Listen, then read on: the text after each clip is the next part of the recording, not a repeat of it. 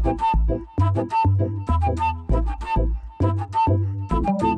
friendo, Steve here. And Larson. Welcome back to Matt Chat. It's the Patreon-fueled show where we get asked questions from our $20 a month and up patrons via video questions, and then we either debate the topic or we just hash it out. We have conversation pieces.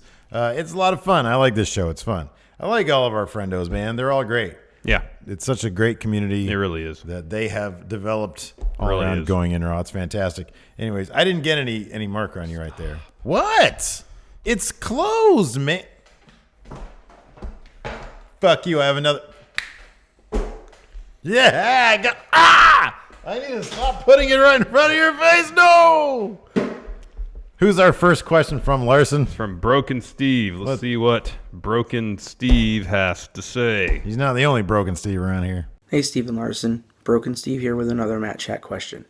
My question for you this week is, with All In selling out as fast as it did, is it even more proof that the top guys in the indie scene, like Kenny Omega, the Young Bucks, so on and so forth, will not go to the WWE? Can't wait to see what you guys say. Thanks. Thank you, Broken Steve. Thank you, Broken Steve. You want to go first? Or you want me to go No, first? you always go first. I go first. Is All In proof that the indie guy, non-WWE guys, do they need WWE? Do they need WWE? And is this proof that they can do it without WWE? You and I have both been on the same page with this topic in terms of, are there wrestlers out there who don't need the WWE? The Young Bucks, obviously, they could go their entire careers and not go through the WWE. Another name that you and I are both fans of, Joey Ryan, who's going to be at StarCast. He might be at All In itself. I'm not sure. He's the kind of guy, he's never gone through WWE proper. He's been through TNA. He's been everywhere else, basically. Pretty much. And his current gimmick, obviously, the dick flip stuff. That wouldn't fly. Wouldn't really fly in WWE. And he's made no bones on Twitter about saying, I don't need WWE. I make plenty of money. It'd actually be a pay cut. Yeah, be a pay cut, and he'd work a lot more. Right, exactly. And so, do you need WWE? No. Is this proof that you can do it without WWE in the wrestling business? I suppose it is illustrative that, yeah, it's possible. Granted, the guy who's completely front and center of the All In show, Cody Rhodes, obviously his highest profile was in the WWE. They sort of basically raised him and gave him, let him make his name there. So, it is proof and it isn't proof. But yeah, I would say that it is indicative and probably the biggest example that we've seen so far that guys can do it in the wrestling business the way things are set up right now with this sort of independent wrestling renaissance that we're seeing. Absolutely, I think it's definitely proof that indie guys do not need to go to the WWE. I don't think All In and of itself is proof that indie guys don't need to go to WWE, because I think we've seen plenty of proof of that in advance of this. We've seen Cody Rhodes say that he's made more money last year than he's ever made before. We see Young Bucks, Bullet Club, at the top of the sales charts on Pro Wrestling Tees. They could probably afford their mortgage on just their wrestling tee money alone. Yeah. We've already seen that there's a lot of wrestlers who make very comfortable livings out there without working for WWE, and in a lot of ways, probably works more to their benefit because they can work the dates they want to work for the money they want to make. And the Young Bucks have spoke multiple times of being able to have the flexibility in their schedule where they could spend time with their families without having to be on the road 250, 300 days a year. They work plenty. They travel all over the place. But nonetheless, they're not on the road 2/3 of the year.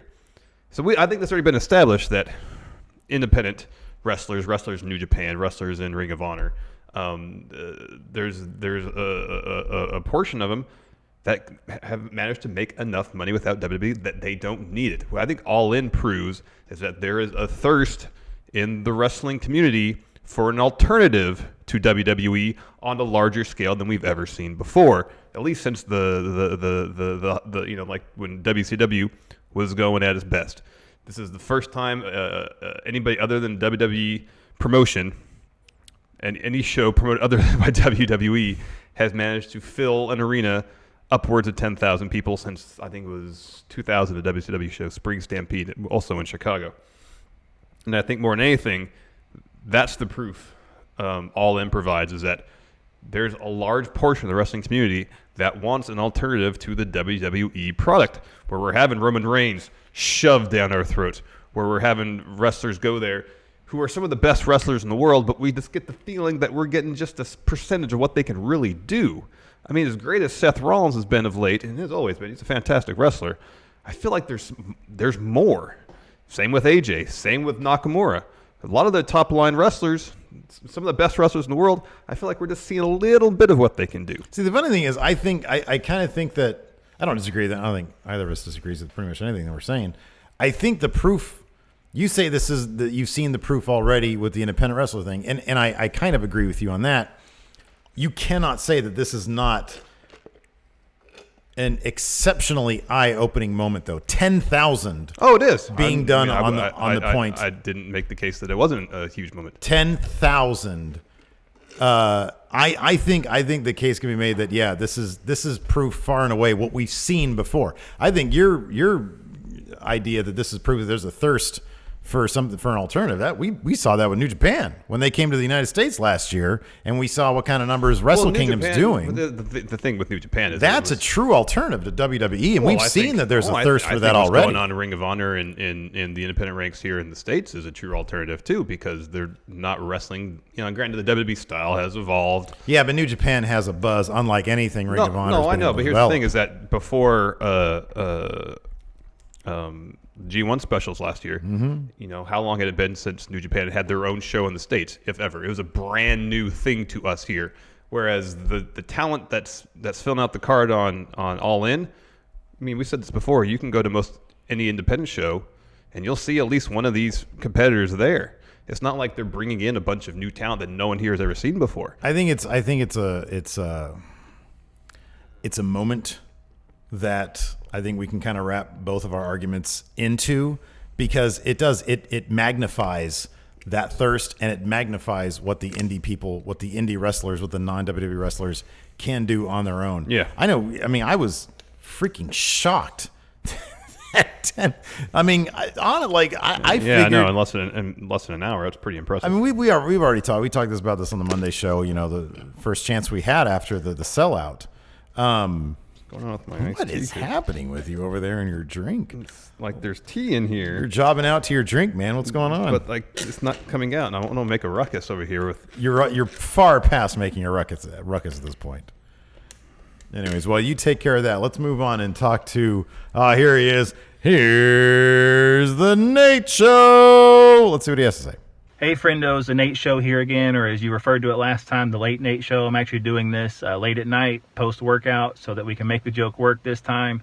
And I figure also, as I'm doing a selfie promo, I would just have one word up on the screen the whole time, as opposed to, a whole bunch of them flashing like they tend to do on TV. I know that gets on your guys' nerves, so I'll just shamelessly promote on my Twitter page and my podcast that way, the Nate Show. But anyway, my Matt Chat question for you guys this week is, what do you think the ceiling for Dean Ambrose is upon his return? I believe personally that with this whole Seth Rollins Open Challenge thing, it's going to culminate in Dean Ambrose accepting the challenge, getting a massive pop, and then winning the championship, probably turning heel in the process, and so that they could have a feud and Seth Rollins could move on to Universal Championship or whatever once Lesnar drops it, or maybe even you drop it to Seth Rollins. Just want to know what you guys think about that. If you want to debate if that's possible or what the ceiling is. I didn't really have anything planned for this week. Just kind of winging it this time. But I appreciate you guys, and keep up the good work. Thank you, Nate Show. That's his Nate Show, the Late Nate Show. Yeah. After his workout, looks like he was creeping in somebody's basement right there, man. I think he was in his car. What would you prefer, a basement or an attic? Basement. Yeah, I'd love a basement. Because you could finish it. It'd be like really, an entirely different story of your house. But you can't really deal with an attic, because attics are generally smaller. Yeah, I know, exactly. So no, basement, 100%. I would love a basement. That'd be great. Plus, like a bomb shelter. Yeah, you should move to the Midwest then. That's really what I want. Pretty much every house has a basement. But they deal with hurricanes and tornadoes and stuff. There's no hurricanes in the Midwest, Steve. Anyways, tsunamis happen on a daily basis. Not in the Midwest. In the Midwest. You've never been in the Midwest, obviously.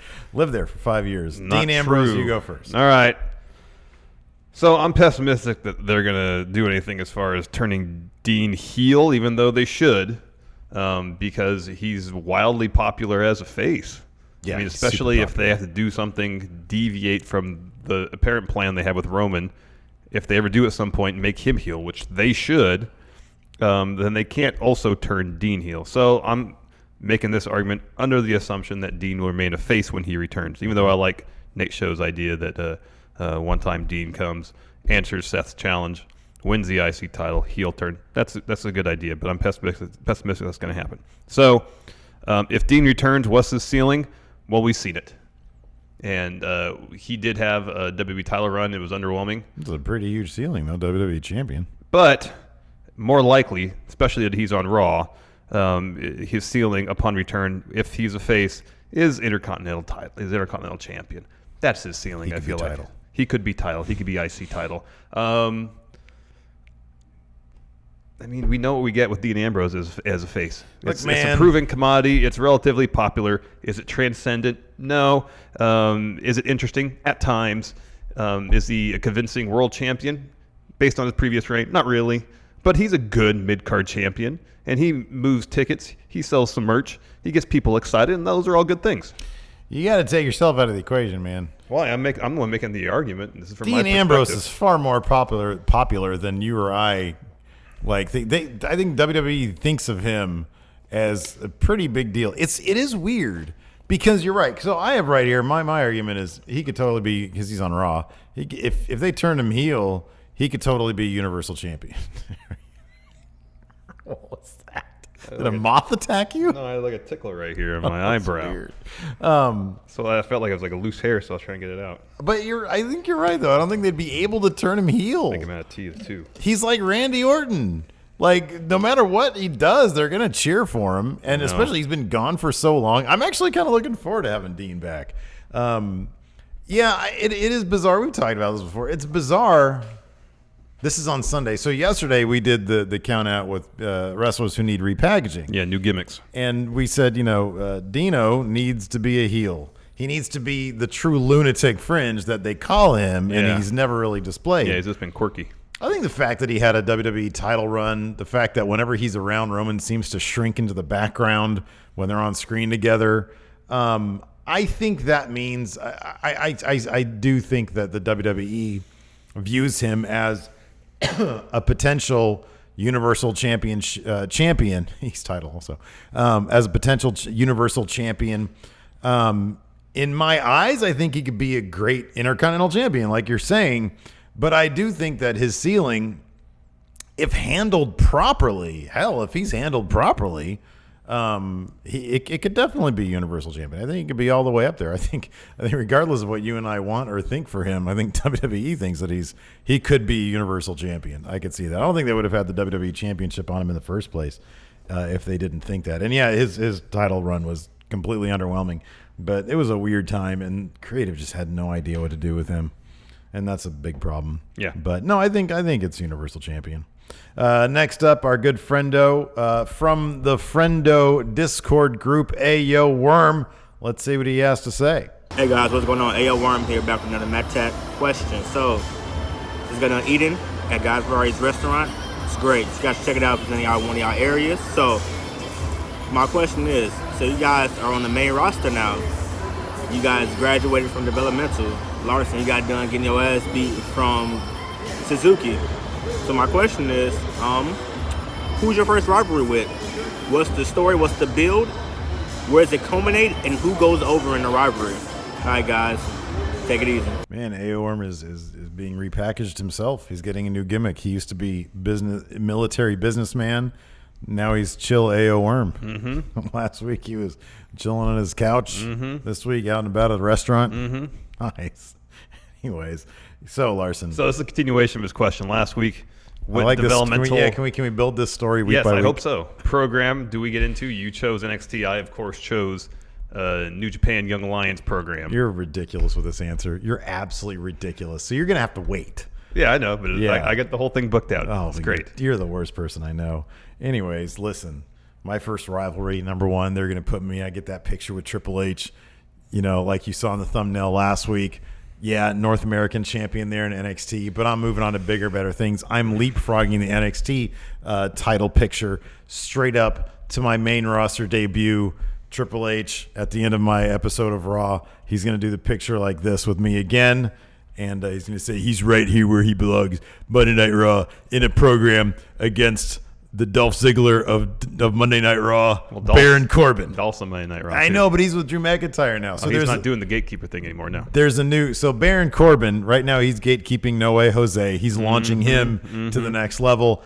My first feud is going to be against Baron Corbin. Oh, you're going to eat so many end of days. It's going to be all centered around. I'm going to eat a lot of deep sixes, not a lot of end of days. And because I can eat a deep six and still kick out of that, I'll be fine. Oh, you're going to eat a lot of end of days. But we're going to do a lot of pre-film segments out and about. With his Ferrari, with his birds. You know, I'll be like, hey, Baron. He's going to be like, hey, where'd you get that? I'll be like, look at your bird. Like that. You just bit the head off my bird? It's okay. I have second bird here. And then I'll go, oh, yeah? Just like you took that pen from here, like, take the head off that one, too. And then I'll get in his Ferrari, and I'll say, that's how much my Twitter opinions are worth, like that. So, yeah, it'd be Baron Corbin. That'd be my first feud. Because here's the thing about Baron Corbin. You can always get over on Baron Corbin. All I got to do is roll him up. Yeah. Roll him up, and you're good. I feel like he's the easiest mark for me to go get over on. All right. So there you go. I win. What are you going to say? So I graduated from the Young Lion program. Lion. Come back from excursion. Yeah, Old Lion. From CML. How did your time in CMLL go? Oh, great. I learned a lot. That's good. What did you achieve there? Who did you feud with in CMLL?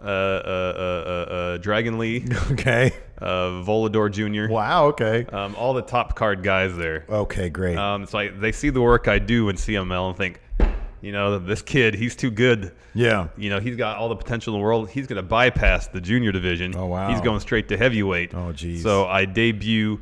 Let's think here. They say nobody's going to believe this guy is a junior. Yeah, exactly. Sakura Genesis after the main event.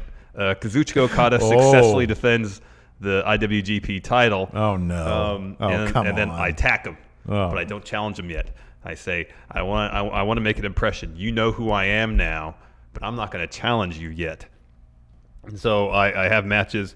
Oh, and at the same time, so after that, he comes to me and goes, I was impressed by your moxie. I want you to join Chaos. He gives me the Chaos shirt. I start to put it on.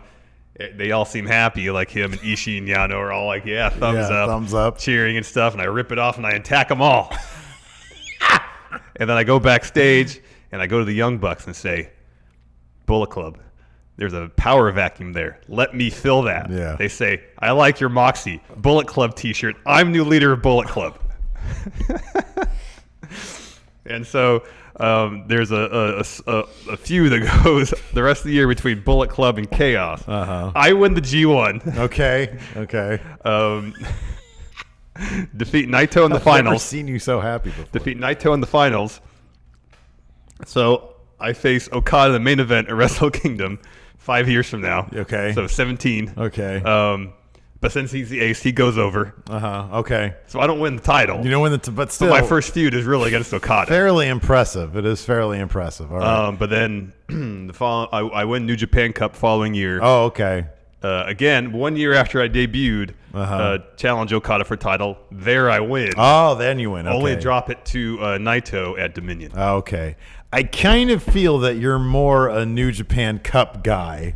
I feel like you could be coming out with Nakanishi, with Yuji Nagata. Oh, you mean New Japan Rumble? I'm sorry, yeah, the New Japan Rumble. The New Japan Rumble, that's where you're going to make your debut.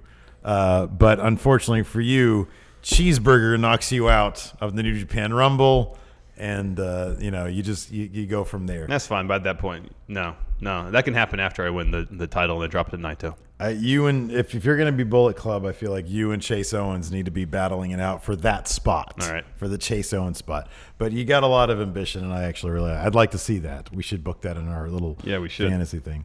Next up, Minnesota Joe. I love me some Minnesota Joe. Let's see what he has to say. Oh, he's got controversy today on Matt Chat. Let's see what he has to say. Hey, friendos, Minnesota Joe here with a controversial Matt Chat question. Now, I'm going to piss off a lot of people, honestly. I think that the Attitude Era is a little bit overrated. and before y'all kill me, tranquilo. My reasoning why is that even though probably WWE was better back in the Attitude Era, the wrestling landscape as a whole is so much better today. Like, you got New Japan, you got Ring of Honor, you got all these shows around the world. And even in WWE, sometimes there's matches and shows that I think are better than some of the Attitude Era. Like, we had some bad stuff back in the day. So, my question is to you, what do you guys think? Do you think that I'm right in that it's a little overrated, or that I'm completely wrong? The Attitude Era is way better than today. Thanks, friendos. Too sweet and a hearty handshake. Thank you, Minnesota Joe. Thank you, Minnesota Joe. I go first, and I agree with Minnesota Joe.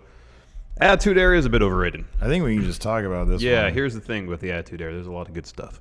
Yeah. Produced some of the greatest stars in the history of wrestling. Sure. There is also a lot of bad. Yeah. A lot of bad. And the quality of the in-ring product, nowhere near as good as it is now. No. The quality of in-ring wrestling now, across the board, is generally better than it's ever been, I feel like, here in the States. The wealth of options we have now here in wrestling, not just WWE and their variety of products, but you also have Ring of Honor, you have PWG, you have New Japan, there's just so many more options as far as wrestling now that you can have access to thanks to internet and social media and stuff that wasn't around at the time. I'll say this about the Attitude Era. The one thing that the Attitude Era, the one thing that they could really learn from the Attitude Era these days, the one thing, and I think that makes the Attitude Era stand out, isn't the shock value stuff. It wasn't the lengths they went to shock people, or the Smash TV thing that Vince Russo used to love to talk about. It was the fearless way with which they handled their main event scene. That title changed hands so many times, and it all usually was in thrilling ways, with fun stories, with a cast of the talent at the top of the card was so great then. And granted, the talent today I think is just as great, but they play it so much more safe today than they did back then, just with their storytelling. And you can have the same level of depth and complexity in your storytelling without all the raunchiness and vulgarity that wouldn't fly today on TV. And it's not the kind of product that WWE wants to present today. But, changing the titles on Raw, on regular TV, not being able to, there's this heir apparent, there's that heir apparent. Man, you never knew who was going to win that title back then. I mean, Stone Cold was the biggest name back then, or The Rock. And what was their combined title reign? It was not that much. It really wasn't. And they passed that title from hot hand to hot hand, and it didn't always make sense. It wasn't always perfect. But that aspect of the Attitude Era lent so much to its legacy because it was so fearless in how they booked that main event scene. That was one of the biggest things about the Attitude Era. Yeah. But like you said, with the good, there's a lot of bad. There's a lot of bad. I mean, if you try to watch one of those Raws these days, there's at least several cringeworthy moments during pretty much every episode. Mm-hmm. So it wasn't all great. It's just people have, when something's super successful, they obviously look back and say, okay, well, look, they did it. They must have done it great because it was drawing an 8.1 rating, when The Rock and Mankind did their thing. Nostalgia's a hell of a drug. It really is. It really is. And everybody loves Stone Cold Steve Austin. Next, Vinny Elliott. Let's see what Vinny Elliott has to say. Hey, friendos, Vinny Elliott here. I can only think of one person that can get Roman Reigns cheered right now. Jinder can't do it. I'm thinking it's Stephanie McMahon. She is hated by everybody. What do you all think? What would be your scenario? Have Stephanie in this role somehow. You guys decide. Take care. Too sweet and a hearty handshake. Thank you, Vinny Elliott. Thank you, Vinny Elliott. I don't know. Yeah. I honestly, I don't know, man. Look. Can Stephanie get Roman over? Well, she's one of the heads of creative, and she hasn't been able to. Can her character, if it's written properly, sure, maybe not the way they're going, not the current incarnation of Roman Reigns, the way he's written now, the ultimate saunterer, the guy who doesn't really seem to, he sort of just sweats everything off. I don't know. Roman Reigns got over. They as we like to show on our whiteboard over there. They used Sheamus to kind of get Roman Reigns over before. Tried. But it was a combination of Sheamus as the proxy for Vince McMahon and Triple H. And we both at the time especially felt, and we still do feel like that storyline for that small period of time required and was written to have a Roman Reigns with a sense of urgency, with a chip on his shoulder, and with and being unafraid to be a little edgy and to use violence when violence was necessary, to the delight of the crowd. If anybody's going to be able to elicit that kind of reaction, I guess it could be the McMahons. It could be Stephanie. Does anybody want to watch a 20-minute Stephanie promo every week on Raw to open the show and then have Roman saunter out and big dog it? Not really. I know I don't. So, I don't know. What do you have to add to this? No, okay. Pretty much what happened is exactly what happened in Reigns' feud against Triple H, because Stephanie was involved in that. We've already kind of seen this. Didn't work. Yeah. Doing it again just because Stephanie is generally not very well liked by the audience. No, because at a certain point, someone's going to have her proxy, and at a certain point, it's going to be Triple H again. Yeah. So, no, it won't work. The only way to get Reigns over is to completely repackage him and rebook him. That's it. Been there, done that. Yep. Yeah. Moving on from Brian Kelly. Let's see what he has to say. Hey, Stephen Larson. Brian Kelly here, and here's my question for Matt Chat this week. Do you think that New Japan looks and feels so much fresher and different than the WWE? Because A, it is. A lot of us have just started watching in the last few years. And B, because we don't have 100 different sites giving us all the backstage and who's being pushed and who's not being pushed and blah, blah, blah, blah, blah. So when something like Naito not picking up the championship at Wrestle Kingdom doesn't happen, we're all kind of genuinely shocked by it. I don't know. It's just something I was thinking about. Peace. Thank you, Brian Kelly. Thank you, Brian Kelly. And yeah, I think he's onto something here. There's two main things I think that keeps New Japan fresh is that they let the wrestlers tell the stories or let them wrestle how they're best at wrestling and tell the stories in the way they best see fit. But also, it's very unpredictable. There's not constant leaks coming out. There's not news every day on the dirt sheets about such and such is in line for a major push after Dominion and all this kind of stuff. We don't know who's going to be a push. Remember when they started running those Switchblade vignettes? No idea who was going to be. Yeah. We heard Sami Callihan. Maybe someone said Jay White at some point, but we never heard anything. Backstage source says Jay White is Switchblade. I don't remember anybody even mentioning that name. Yeah. And it's funny because all the wrestlers who were kind of in the conversation, they would all tease it on Twitter, so you kind of knew it wasn't them. Yeah. You knew they were going to do that. And it does keep things unpredictable. From our vantage point, we thought it was, like a shoo-in for Naito to more or less win that title at Wrestle Kingdom.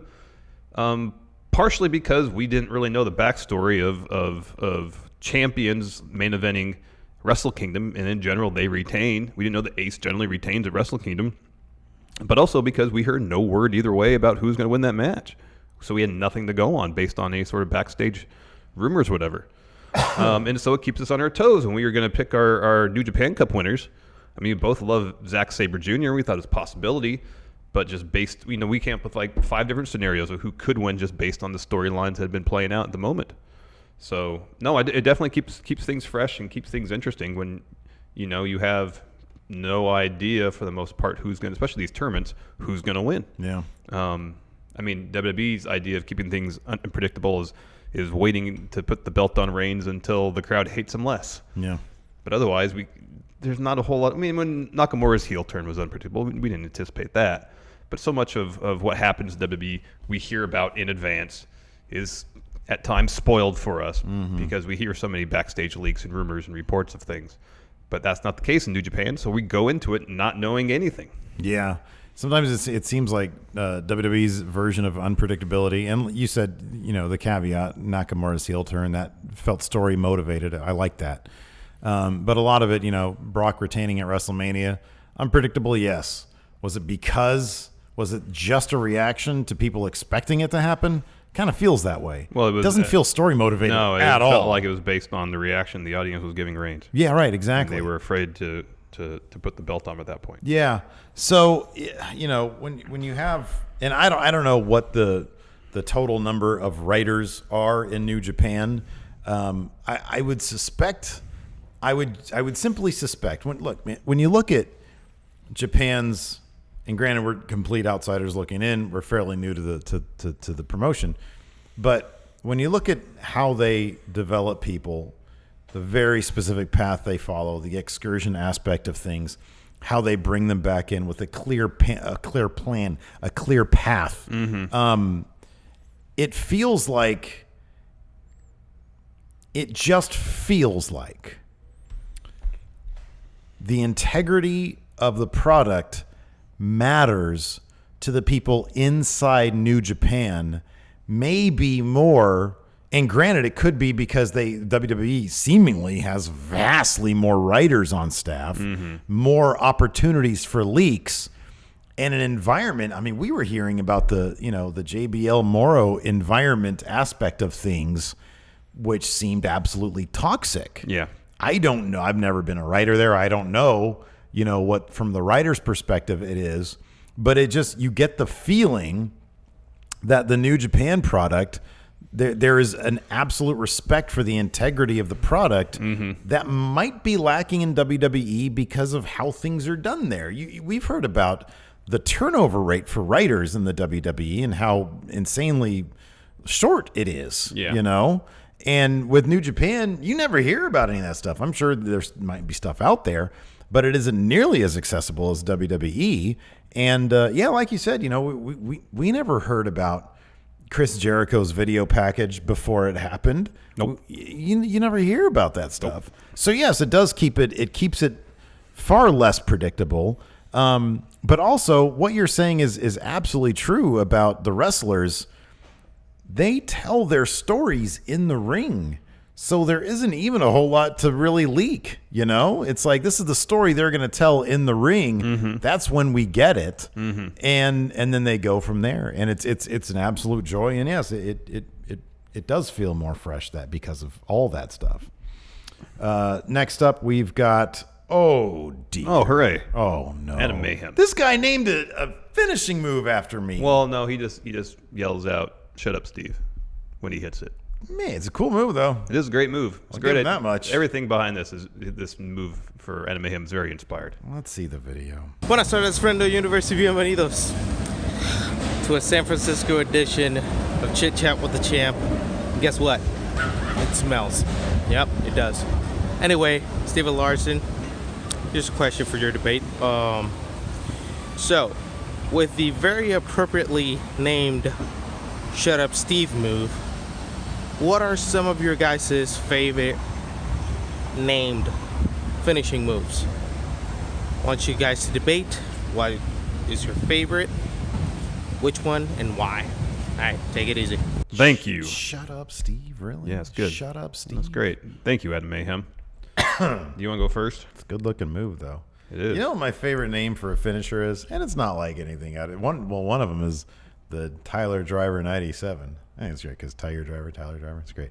The last shot. Adam Cole's last shot. Because I don't even know what it is anymore. Well, it's one of two things. It's one of two things, but who knows? Next week it could be another thing. Because Morrow has called it the traditional last shot, which is it's like a shoulder breaker. Shoulder breaker, yeah. But then also he called the Shining Wizard last shot. So I don't even know what the last shot is. I think apparently the last shot could be whatever it is. Whatever Adam Cole does to win a match. Exactly. That's why I like it. But it's also a cool name. Some of my favorites, the knee plus, very clever. They call Daniel Bryan a B+ player. Yeah. What are they called? What is Tony Knees? The running knees. They should call that Tony's knees. They should. But I think my favorite right now is Sliced Bread number 2. Yeah, that's a good name too. End of Days. Why do you like my finish name? Because it's foreboding. It's ominous. Yeah. I mean, it's pretty much saying this move has a destructive power to finish you off. Yeah. You know what I like about it? What was it? Wasn't there an Arnold movie called End of Days? Mm-hmm. Hey, so it just reminds me of Arnold, and that's always a good thing. Hey, listen to me. All right. I'm going to do this now to you. It's called End of Days. I told them, listen, there's too much gun violence. I don't want any guns on the cover of my movies. So they had that taken. They had Arnold's gun taken away from him, or he made them take his gun out of the movie poster, End of Days. That's interesting. Yeah. He said, listen, there's too much violence now. I don't want as much violence. Then you go to watch one of his movies. Yeah, this is full of violence. Weird. Hey, listen. Anyways, next up, Stevie Bradley's got a question. The Enforcer. I See what the Enforcer has to say. I like this question. This is a good question. What is up, friendos? It is the official Going In Raw Enforcer, Stevie Bradley, here with another Matt Chat question. Now, I know Steve and Larson, you two used to be roommates back in the day, and recently my roommate got a good job opportunity up in San Jose, so I wish him the best up there. And got me thinking, who on the current WWE roster would you actually want to have as a roommate? Who would you want to break bread with and cohabitate with? And on the other hand, who is an absolute pill that you would not want to actually cohabitate with? Who's going to be just eating all your food and being aggravating? Let me know your thoughts, guys. Too sweet, hearty handshake. Thank you, Enforcer. Thank you, the Enforcer. Everybody's just like creeping on. All of our friendos are creeping out there. He was all in his car. It's dark at night. Maybe it's the only time he had to do a question. He's like, I'm about to roll up in this person's house. They don't know it. Maybe but he first, just finished up with work and was like, okay, I got a moment here. I got a question. I'm going to roll right now. oh man, he's like, I'm about to do a home invasion. Oh, my But God. before I do that, I want to record my Matt Chat question. Oh, what's the Nate show? I'm about to go up and roll up on these people. I'm in their basement, but first going to do my Matt Chat He was question. in his car too. I'm going to go first. Who would I want to live with? Xavier Woods. Oh man, He likes video games. yeah. That's You don't fun. like video games? I like some video games. Wow. He's got a PhD in psychology, so he's probably really fun to talk to, hang out with. I'm not sure he'd want to crack open this can of worms right here, man. Oh man, he could write papers upon papers. He upon might be able to papers. help you with some issues, could. though. He Yeah, could. sure. He just seems like an all-around fun dude. The bigger point there, though, that I can't believe you're missing out on, no shortage of pancakes. Yeah, pancakes are good. That would be I was just amazing. about to get to that. And even more fun, you might get to hang out with Big E a little Exactly. bit. I think that'd be more fun. Yeah. Yeah, absolutely. Who would I not want to live with? Bray Wyatt. Why? What's wrong with Bray Wyatt? Seems like he might be a little smelly. In kayfabe, too? In kayfabe or out of kayfabe? Kayfabe. Okay, He yeah. seemed like he might be a little smelly. Like Weird. You know, we saw his compound, the Wyatt compound. It seemed pretty ramshackle. Yeah. You know, there's some shacks. Yeah. Like, you know, he didn't seem the most put together in Yeah. terms of how he carries himself. He's got pants that seem like were put together from other pants. Yeah. You'd be like, hey, man, hey, Larson, man, let me borrow some of your pants, man. No, he'd probably say, Larson, let me borrow some of your undies. I'll say, Bray, I'm sorry, I can't do that. No. And then when I go to work, he'll go in my drawer and steal some of my undies. No, man, undies. No, he's gonna take some of your pants. You say, Oh, listen, and goes are commando. you gonna make? Why are you obsessed with his underwear? I'm trying to cut a joke about him using your pants to make his own pants. Yeah, I got His that. own pants. But you keep on going back to the undies thing. Hey man, because he's not gonna be able. He can't fit in your undies. Bray Wyatt would probably he'd drink my grape juice and eat my mom's banana bread, Oh man. just like some of my old roommates used to do. You know what, man? Fair is fair. Karma's a bitch. Taking my brownies. They sent me that care package was for me, not for you and Big Jim. No, what we used to say is you guys can have some of the brownies. The other ones, the Chewies. yeah, you said those were off limits, and I never touched one of those. No, it was the Conga bars. That I one, hated yeah. Chewies. One time I walked in on Big Jim, just deep in my Chewies, and I shamed him to no end. I was yeah. like, "That's disgusting. Yeah. I hate Chewies. They were gross. I don't know why my grandparents sent Why them were to you me. upset? Or why did you shame him for eating them if you didn't like them? Because it's funny. Oh, all right. Because he was like giving him oral. It was like he was making mouth sex with my Chewies, and I was like, it's like. Yeah. Never mind. So we used to do with the brownies. We never took the last. Oh, last shut up. bite, Shut the though. hell up. We just take a half Stop. of it. You're 40 years old justifying stealing my brownies. Then you said we could have some. You left them out. Yeah, taking advantage of my generosity.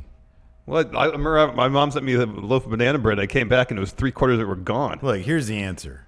Here's the answer for who you want to be rooming with, and I feel like a bit of a hypocrite. Yeah, this is a surprising answer coming because from you. I saw an Instagram photo. All right. Of Heavy Machinery. Yeah. Barbecuing. Mm-hmm. Looked hella good. Would you want to smell like smoke and red meat all the time though? Because that would be the outcome if you were to room with Heavy Machinery. Yeah, I'd be good with that. Probably smells good. Steaks? Who doesn't want to smell steaks all the time? Well, there's grilled steaks, which smells like smoke. Do you want to smell like smoke all the time? I don't know. How do you know that's the lone way they prepare their steaks? They might make them any bunch of different ways. You just said they're barbecuing, so I'm assuming Steaks, they prefer meat cooked over an open fire. If I'm rooming with Heavy Machinery, I know that I'm going to get two things in vast amounts. You don't really seem to like either their personalities. Kayfabe, though. What is it about them that I don't like? But here's the thing. Not as wrestlers, but kayfabe, I think they'd be super cool guys. They both have very nice faces. And Otis seems like it'd be a hoot. He seems like it'd be funny. And Tucker seems like a good guy. I just don't want that in my wrestlers. I want mean people who do rude things in my wrestlers, man. I don't want nice guys. Speaking of which, get to the person you don't want to room with. Randy Orton back when he was crapping in people's duffel bags. Because I feel like he was a dick back then. I feel like he's mellowed out a little bit now. Yeah, he seems to be mellowed out quite a bit. Seems a decent guy. Back then, he was probably a dick. Yeah. Crapping in people's bags, calling people bad words backstage and getting... Didn't he say something like so egregious that he got suspended over it? He called somebody something really rude? Maybe not. I just remember hearing stories about how rude he was. Mm-hmm. I don't want him for... And he probably had dick friends, too. That's the worst, man. I wouldn't want that. I don't want that. Give me Heavy Machinery, barbecue, and working out. All right. I'm all about that in my real life. I don't want that in the ring. Oh, barbecuing and working out? Steaks and weights. All right. I don't need that I don't want that in the ring. All right. Next, from the Matt Chatter, formerly known as the Cat, now Zach S. Well, I'm an S man. Let's see what Zach has to say. What's good, Stephen Larson and many friendos out there? It's now the former, the Cat Daryl Takahashi, and the now IWGP Friendoverse Heavyweight Champ, Zach S, coming at you with a new Matt Chat question. The question this week is, you get one NXT call for any of the Money in the Bank matches. That's a tag team match, the men's match, and the women's match. And you only get one call-up. Which is the best and why? Thanks, boys. Thank you, friendo. Thank you, Zach. Thank you, Zach. Man, champ. He's a champ now. Yeah.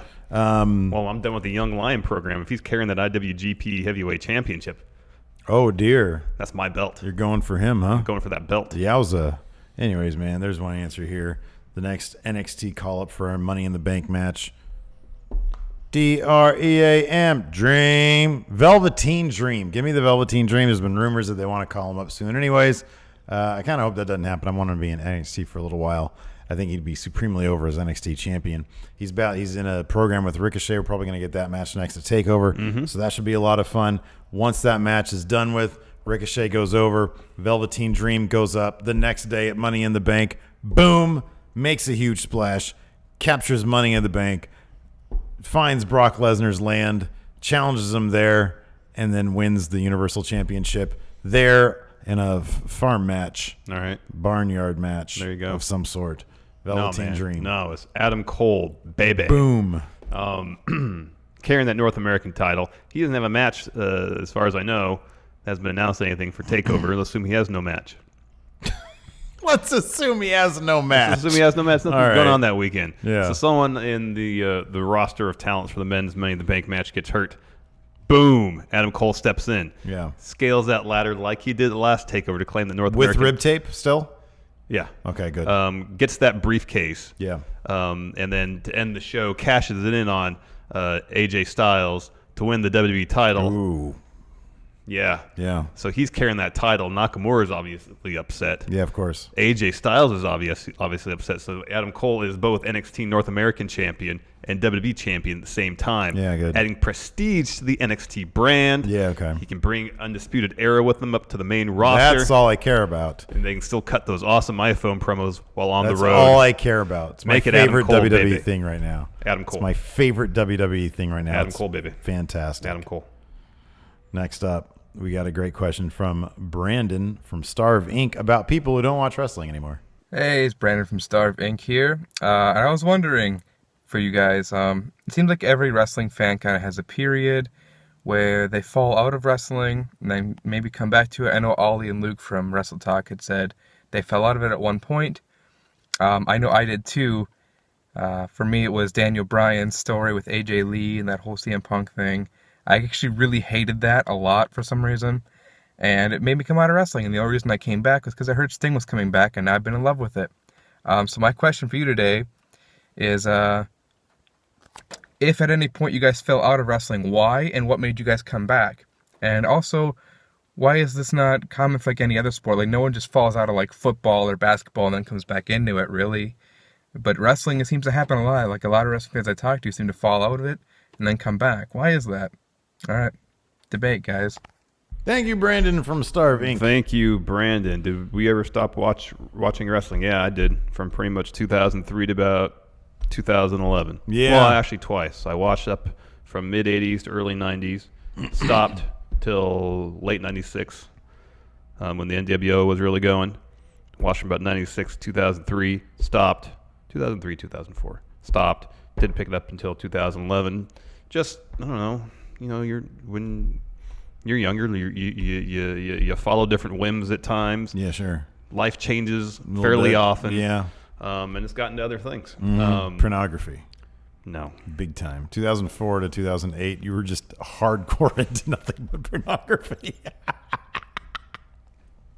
I remember that phase of your life. It was bizarre. And you wonder why I farted next to you while you're making a hamburger. I know, because you were all about porno. You're like, hey, you want to do Why is your face turning so red? You're like, you want to do fart It's burgers? like you're embarrassed with this stuff. No, because I'm laughing so hard inside. You want to try some fart burgers? What is that? Why are you farting next to me? It's the latest craze in pornography. Because the look on your face when I said you were into hardcore. It's so stupid. It is stupid. Oh man. What got me back into it was actually CM Punk's pipe bomb. Oh yeah. You showed it to me. I was like, oh, this is somebody doing something interesting. You're over like, here. yeah, he's laying some pipe. Yeah. Natural transition. Yeah, there you go. One thing I was excited about to another, right? Exactly. Yeah. But Brandon mentioned something like fans of other sports don't necessarily like fall out of it. And I don't know if that's necessarily true because I used to be like a really major basketball fan. Sure.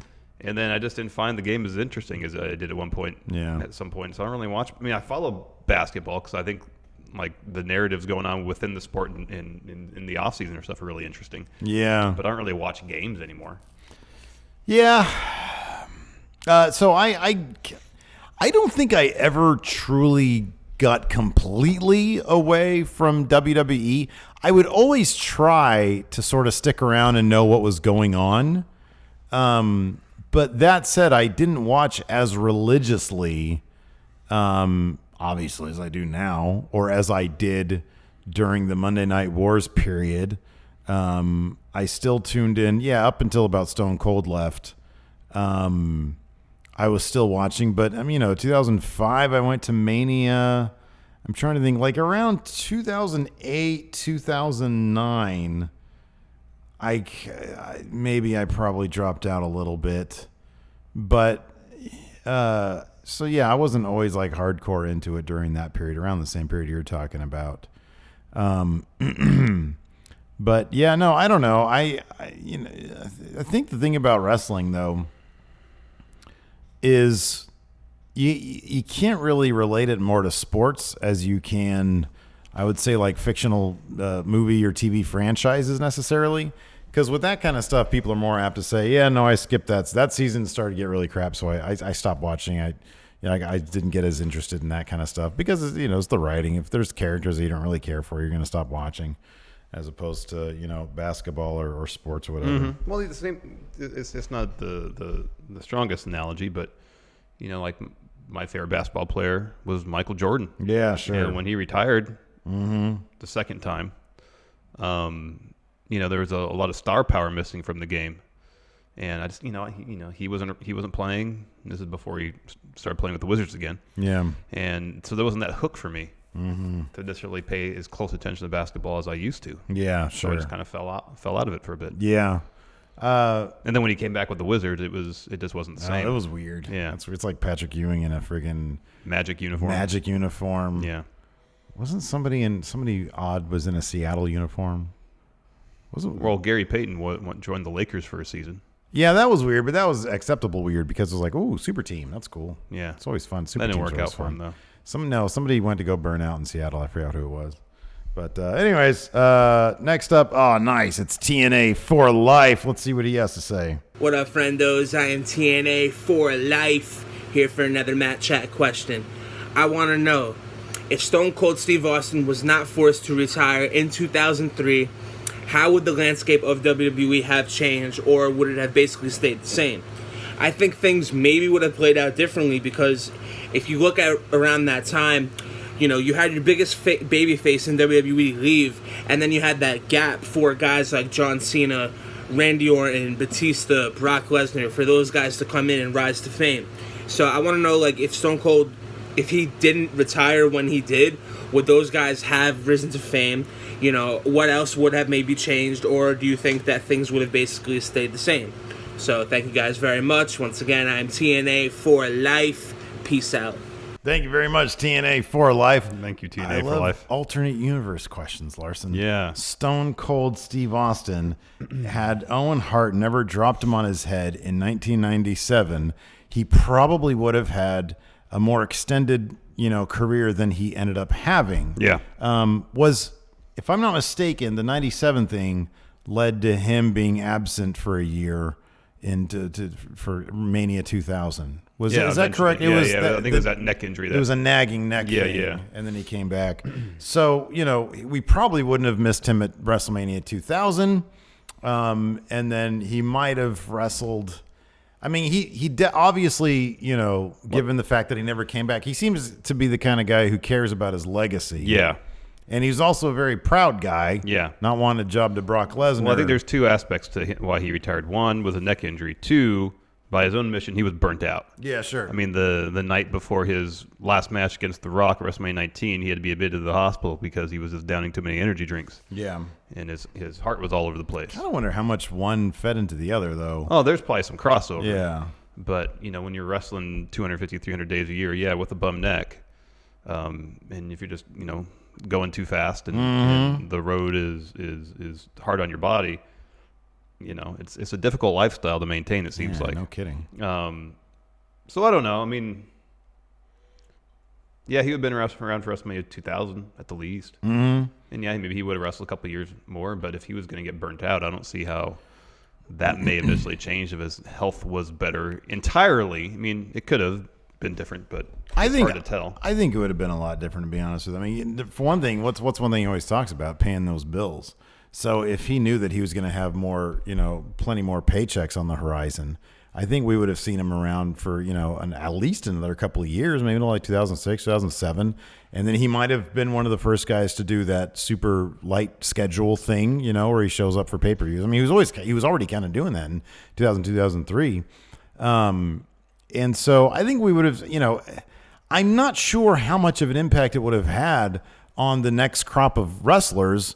I mean, you had such a strong crop of guys come through after that. You had Cena, Orton, Lesnar. Of course, Edge was really coming to his own as a singles guy. There was Edge and there was Kurt Angle, who was kind of the two bridge guys between the Attitude Era and the Ruthless Aggression era. And then in 2002, you had Brock come up. Mm-hmm. And shortly after that was Orton. It was Cena. It was Batista. So they weren't lacking in star power. I mean, they just lost The Rock and Stone Cold was on the way out, but still they had a lot of really good young talent to build Let me upon. ask you this.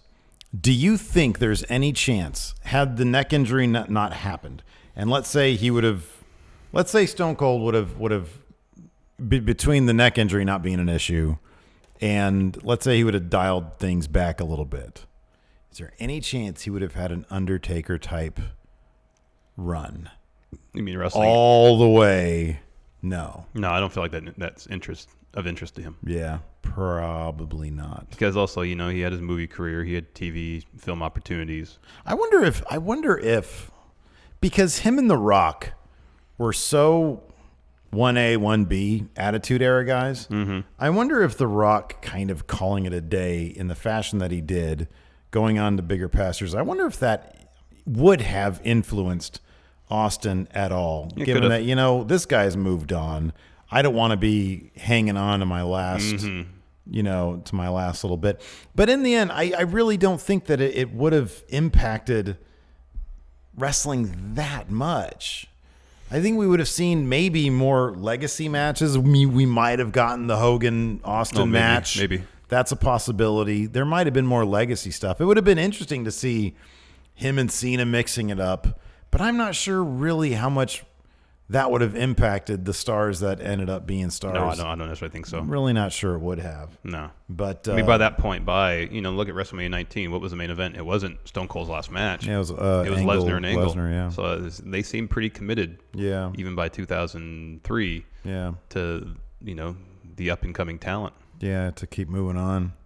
Still, it would have been interesting. Yeah, I mean, there's all sorts of Stone Cold Benoit, Stone Cold, Eddie. Then HBK came back. Mm-hmm, yeah. That could have been something else. That could have been something else.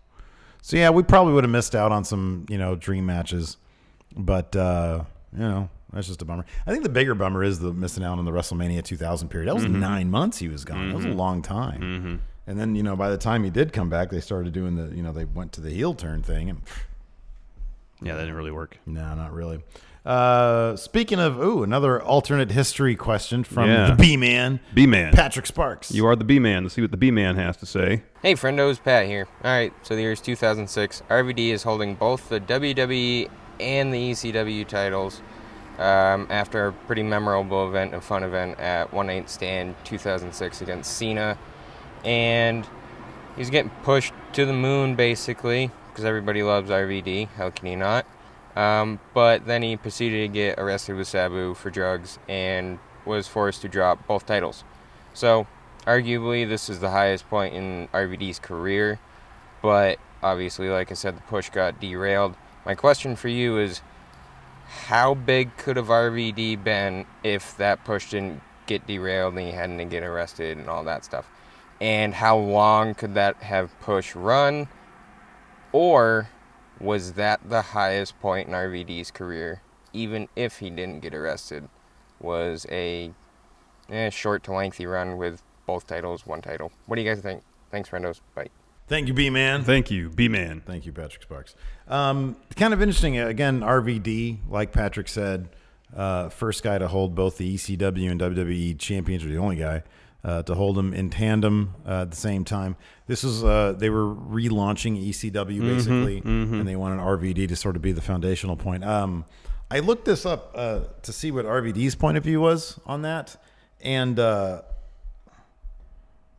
he said in his own mind, in his heart or whatever, winning the WWE title at One Night Stand was the crowning moment of his career. He considers that. You never really know with guys. Yeah. He had a 22-month reign as ECW television champion. Yeah. Which some would argue elevated that title above their heavyweight title, which was kind of a mess at the time. Yeah, it was. And so he only dropped it because he broke his ankle or something, right? It wouldn't surprise me. Yeah, something like that. And so as a big RVD fan back then, we've said this countless times the first time we moved to LA and we got to see ECW on TV in '98. It was like, oh my God, I didn't know it could be. It was like watching Wrestle Kingdom. It was like, I didn't know wrestling could be this. That's amazing. And RVD was the guy who did that for me. Like watching him do the coast to coast kind of stuff was like, holy crap, I can't believe he just did that. And so it wouldn't have surprised me if he had said, no, that television title reign was like my crowning achievement. That being said, he did say that it was his One Night Stand win against John Cena. It was a fantastic moment, a huge moment. I remember watching that live. I'm not sure, though, that things would have been all that different had the arrest not taken place. I mean, it was in July. I mean, maybe he would have dropped it at SummerSlam as opposed to a month before SummerSlam. He even claims that he doesn't really even know what the plans were for him because he didn't care about that stuff. So I thought that was kind of interesting too. But, he was placed in a triple threat. He lost in a triple threat against Edge and Cena, who obviously at the time were the guys. Yeah. They just put the belt on him for a little bit to get a little pop. Yeah. And then just to get a little more some rub for eyeballs, ECW. For sure. Yeah. But I mean, it wouldn't surprise me if that same triple threat wouldn't have taken place. I'm not sure what the match was at SummerSlam, but if that match would have taken place at SummerSlam and the same results would have happened a month or 6 weeks later, that wouldn't surprise me. As far as him being ECW champion, he lost to Big Show, which again was kind of a marquee name they felt could have carried the ECW reboot brand. The ECW reboot, and it's funny because I remembered this after I read it again, but he had said RVD claims that he told Vince, if you want ECW to be popular, you got to take it back to its roots. You got to, and Vince said, no, I'll tell people what they want. According to Rob Van Dam, was what Vince essentially said to him. And we all see how the ECW reboot turned out, or how it didn't. So I'm not sure. Look, RVD was supremely over. Yeah, he was supremely over the day he arrived in WWE. Yeah, he really was. I'm not sure how much more over he could have gotten. I mean, I don't. Neither of us think that RVD ever could have been the crossover John Cena type that would have been on Good Morning America. I mean, I don't think RVD ever wanted to be that guy. Yeah. He had his way of doing things, and I think he was very comfortable in his own skin. And I'm just not sure he ever would have been that guy. Yeah, I don't know either. But somebody needs a nappy. Yeah, man. I didn't get my afternoon coffee. I don't know. So anyways, how popular could he have been? I don't know. I don't think things would have drastically been changed. No, I don't think so either. From what they were. Next up from Matthew E. Williams, Esquire. He's sending us a text question. He says, who is the best silent gimmick? A wrestler who didn't talk or had someone talk for them? He's not talking about Funaki, Taker, Kane, Batista, or others who started talking afterwards. No, he's not talking about Funaki, but Taker, Kane, Batista, and others who started talking later are fine. Oh, are fine, though. Okay. It says too sweet, hearty handshake, and stay toasty. I have here Kane. I'm going to change my mind. I'm going to say Sabu. Oh. Because like the whole time in ECW, he didn't talk at all. That's a good Bill one. Alfonso did all his talking. Yeah. And the fact that he didn't talk and in the way he wrestled, he legitimately came off like a madman. Mm-hmm, yeah. And it really upped his mystique. Yeah. Kane was good when he debuted because he didn't talk. Paul Bearer did all the talking. And so he had this, like nearly, something about early Kane felt almost kind of robotic, but he was also a monster. Yeah. But for me, Sabu just seemed legit. God, I can tell you who I don't like. Brock Lesnar, who doesn't talk. Except every once in a while he mutters something. Mm-hmm. So I'm not happy about that. All right. But I don't know. Give me some more examples. I'm trying to think. Any other monsters out there? Did Abdullah the Butcher ever talk? Did he ever drop promos? I don't think he talked a whole lot. He's a scary dude. That was a scary dude. Bunch of fork marks on his head. Ooh, that's terrifying. But I don't know. Probably say Kane. I mean, Kane had the most sort of cinematic debut. Yeah. He was very much like a weird supernatural character who didn't talk. And then when he did, that was a big moment. That thing. Mm-hmm. That was a big moment. I'll steal your original answer. There you go. The answer is Kane. Kane. But I like your answer too. Aaron Moreno has another text question. Says, Stephen Larson, you're in a tag team match against the greatest faction of all time, the Mean Street Posse. What wrestler would you pick to be on your side to make it a 6-man tag match? And what match stipulation would you choose? Thanks, friendo. Well, first, the stipulation would be a Greenwich street fight? Yeah. And then my partner would be Kurt Angle. Oh, he has history. A lot of history with Shane McMahon. Yeah. Probably the Mean Street Posse. Yeah. So, didn't they have a Greenwich Street fight with Mean Street Posse and somebody else? I remember the Greenwich Street fight. Yeah. Yeah. The Mean Streets of Greenwich. I would choose Sanity. Or must be one. Yeah, person. they would be my proxy. Oh, because they would freak out. Yeah, probably. Mean Street Posse. So I would say you and I hang back. Say, look, we're not going to stoop to your level. We've got these guys, and then because they're like the antithesis of the Mean Street Posse. Pretty much. They're squatters. One final text question from Cerberus. He says, this submission is on behalf of the Discord Wolfpack. Oh, dear. So on the Discord, we noticed that Sarah Logan looks a bit like Stephanie McMahon. No, she doesn't. So knowing that Stephanie is 41 and Sarah Logan is 24, they came with an angle that Sarah is the illegitimate daughter of Stephanie.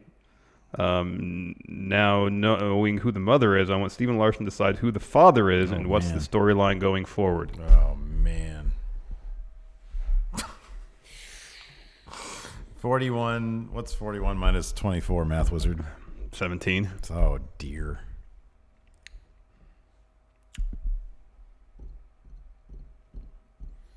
Okay, is there a guy in WWE's history in like the late 90s, All right. who has like, all right, well, it's got to be Stone Cold Steve Austin. He's a hunter-gatherer type. He's a hunter who has all the trappings of like that. He could be Sarah Logan's dad. And what better way to get at Vince than after Stephanie was a legal adult, 18, 19, 20 years old, father to child with Stephanie McMahon. That's what happened. That's why he was gone for 9 months. It wasn't an injury. McMahon found out. Yeah. All right. It was like when Jordan got suspended by the NBA for gambling. But he retired. But he retired to go play baseball. Same deal, only it involves knocking up Stephanie McMahon. Wow. Stone Cold Steve Austin. There you go. Very well. Is that good? You have a better one? No. You don't want to dive into those waters? Mm-mm. Come on, man. Have some fun with it. No, you have a good answer. Is that good? Yeah, that's fine. Okay. All right. Anyways, that's it for Matt Chat. Thanks so much for tuning in. Until next time, we'll talk to you guys later. Goodbye.